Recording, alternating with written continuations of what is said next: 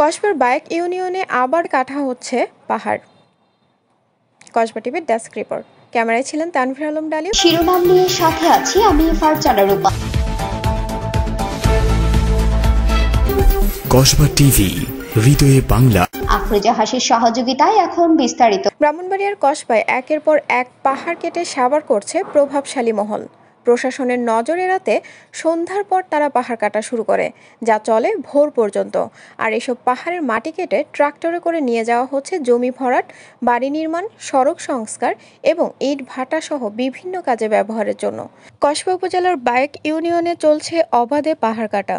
গত 19 ফেব্রুয়ারি বায়েক ইউনিয়নের ধোপাবাড়ি এলাকায় পাহাড় কেটে ঘরের ভিটি নির্মাণ করার অপরাধে মোহাম্মদ জাহের নামের এক ব্যক্তিকে বাংলাদেশ পরিবেশ সংরক্ষণ আইন 1995 অনুযায়ী 10,000 টাকা অর্থদণ্ড প্রদান করেন উপজেলা নির্বাহী অফিসার ও বিজ্ঞ এক্সিকিউটিভ ম্যাজিস্ট্রেট মোহাম্মদ সামিউল ইসলাম।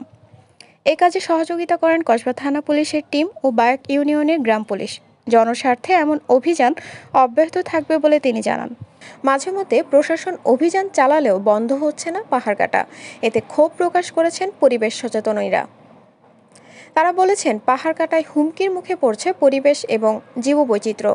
মাটি হারাচ্ছে তার স্বাভাবিক স্থায়িত্ব। জানা যায়, গত কিছুদিন যাবৎ উপজেলার বায়েক ইউনিয়নে পাহাড় কেটে সেই মাটি দিয়ে নিচু জমি ও জলাশয় ভরাট করা হচ্ছে। স্থানীয়রা বিষয়টি জানতে পেরে সরেজমিনে গেলে আবারও পাহাড় কাটার দৃশ্য চোখে পড়ে।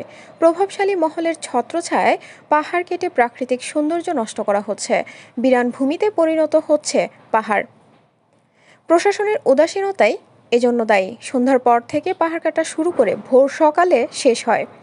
বিগত সরকারের আমলে সাবেক আইনমন্ত্রী আত্মীয় স্বজনরা পাহাড় কেটে পরিবেশের ক্ষতি সাধন করেছিলেন। সচেতন মহলের প্রশ্ন, এখন পাহাড় কাটছে কারা?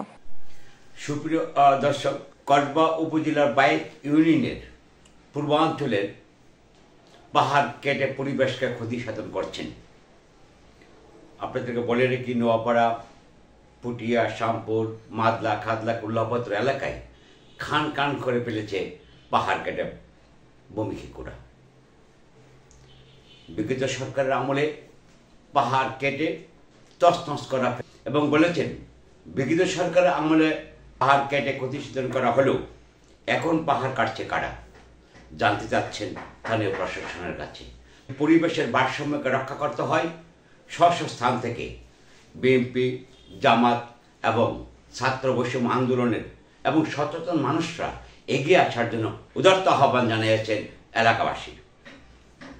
বায়েক থেকে আমি খমশেদ আলী, কসবা টিভি। কসবা টিভির সংবাদের সাথে থাকার জন্য ধন্যবাদ জানাচ্ছি। পরবর্তী সংবাদ পেতে আমাদের চ্যানেলটি সাবস্ক্রাইব করে রাখুন।